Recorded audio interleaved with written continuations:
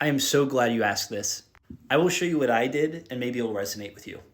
So I knew the notes on my guitar and I knew my scales and my chords.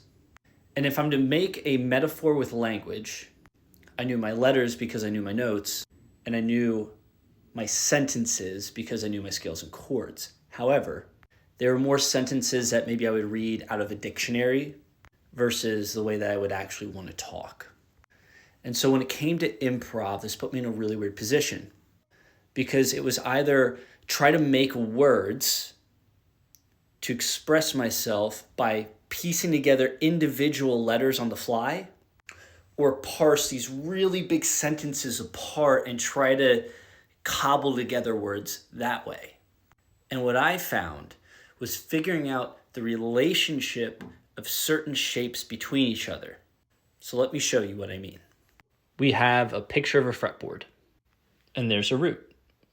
I knew that the first thing that I wanted to do was to be able to always orient myself on the fretboard. So the first thing I did was learn to improv by starting on the root and ending on the root. So I said, okay, where's all the roots from this position? We have that. I call it 2 over 2 down. And then on the E, pretty easy, the other E. Boom. And then finally we have 3 over 2 up. So I started there. And so practice would be this. I could play whatever I wanted as long as I started and ended on a root. That's it. And it wouldn't be the most mind-blowing stuff, maybe it'd be here.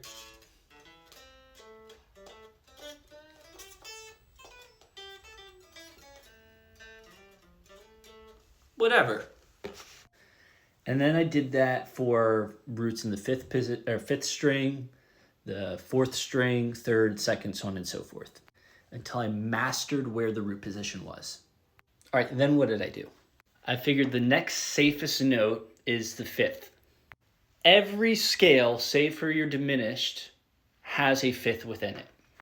And so in green, here are my 5ths. I do what I call 1 over 2 down, or behind the root, right?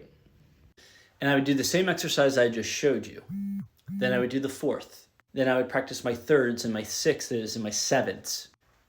And as I did that, I would focus not so much on playing fast, but focusing on hearing the flavor of those intervals in the context of what I'm playing. And the reason I did that is I'm going to think about this in language again. If I'm talking to somebody, in my head, I don't think word for person standing in front of me whom I'm trying to address. I say you. And the reason I say you is because that you person standing in front of me whom I'm trying to address has now been containerized into that simple phrase that I don't even need to worry about the definition anymore. I just know intuitively what it means. You. Person whom I'm addressing standing in front of me. So when it comes to playing guitar, if I want a twanginess, or I want a sadness, or I want to alter something in some way, shape, or form, I don't think about, okay, I'm going to play minor 3rd here. I know how the flavor of that interval is going to sound just because I know what it means. And I'm confident in the finger positioning at that point to just be able to play it. So then you repeat that process. And for what it's worth, this is kind of where I'm at with it now.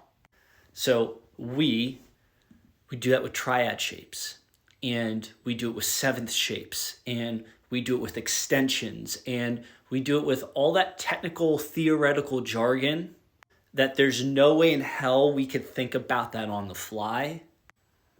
But we know it well enough on a technical level that we can figure it out, begin to practice the relationships like we did with those individual intervals, internalize the flavor of those notes, and then use them in context. And you do it one interval at a time, one extension at a time. You sit and you listen to one interval or one extension at a time. You internalize it one at a time until it becomes so intuitive that you can just use it. So no need to just try to pull notes out of thin air or break down big scales out of thin air. Use those pieces.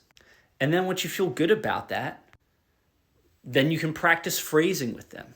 So for me with intervals, I know I want to play something around the 1, and then I want to mirror those intervals around the 5. And I want to see how those sound like and practice that on the fly.